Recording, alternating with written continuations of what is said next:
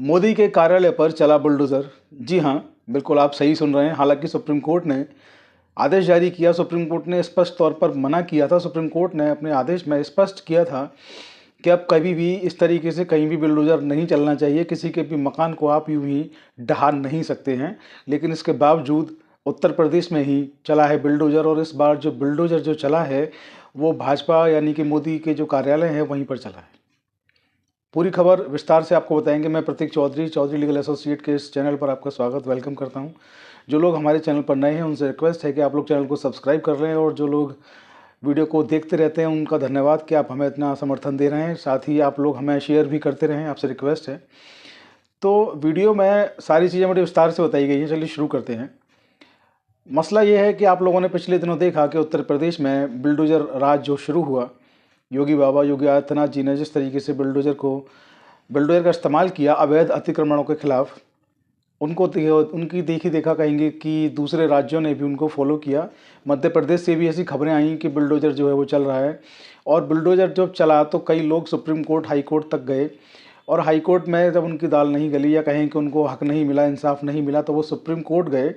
और supreme court में जो है सुप्रीम कोर्ट ने स्पष्ट तौर पर मना किया कि अब आप बुलडोजर को नहीं चलाएंगे, किसी का मकान आप ऐसे ही नहीं ढहा सकते।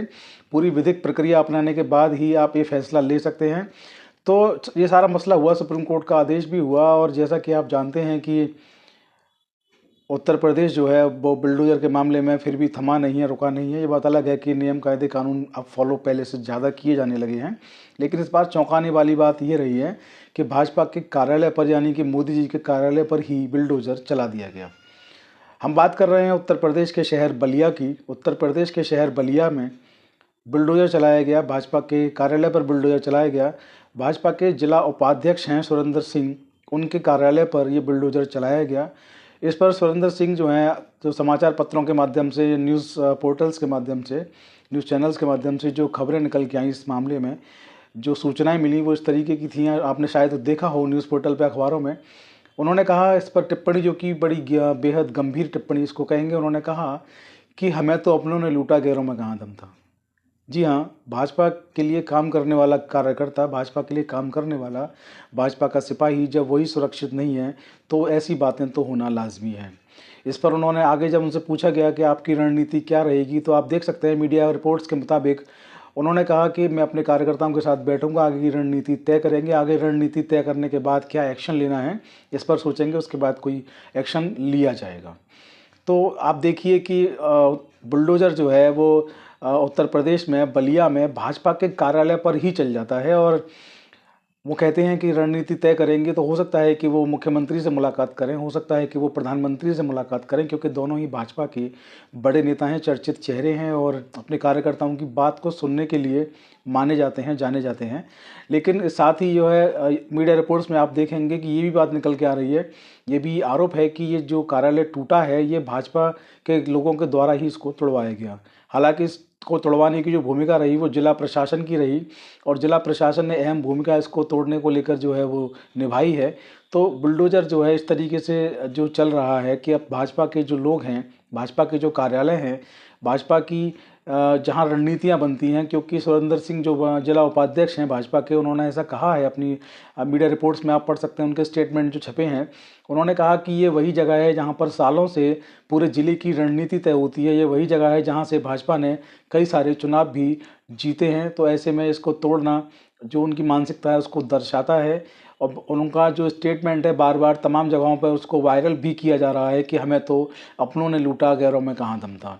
तो आप देखिए कि स्वस्थ लोकतंत्र के लिए ऐसी बातें जो हैं वो शोभा नहीं देती हैं।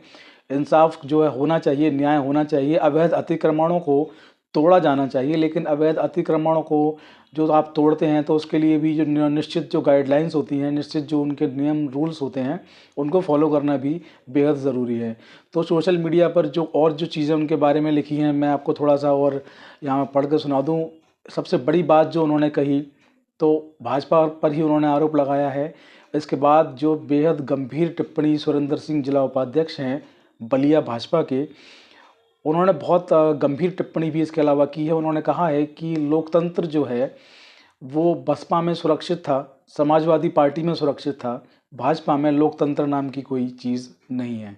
देखिए, आरोप बेहद संगीन है, आरोप बेहद गंभीर हो जाता है, क्योंकि भाजपा का ही एक वरिष्ठ कार्यकर्ता है, जो जहाँ पर जिस कार्यालय को तोड़ा गया है, उस कार्यालय से वहाँ पर जो ज़िले की जो राजनीति है, वो तय होती है।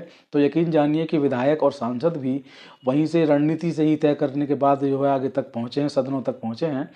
तो जब ऐसा व्यक्ति, ऐसा कद्दावर नेता जो है वो कहता है कि सपा में और बसपा में लोकतंत्र था, भाजपा में लोकतंत्र नहीं है, तो कहीं न कहीं ये भी भाजपा को सोचने वाली बात है कि आने वाले जो उसके चुनाव हैं, अगर यही उनकी रणनीति रही तो उनको कहीं लेने के देने ना पड़ जाएँ, चुनाव उनके बहुत मुश्किल ना पड़ जाएँ और ऐसा ना हो कि उनके जो लोग हैं उनका साथ ऐसे छोड़ जाएँ। खैर, नियम, कायदा, कानून फ़ॉलो होना चाहिए। अवैध अतिक्रमण हैं तो उनको गिराया जाना बेहद आवश्यक है। अवैध अतिक्रमण जो है किसी भी कीमत पर कहीं पर भी नहीं होने चाहिए।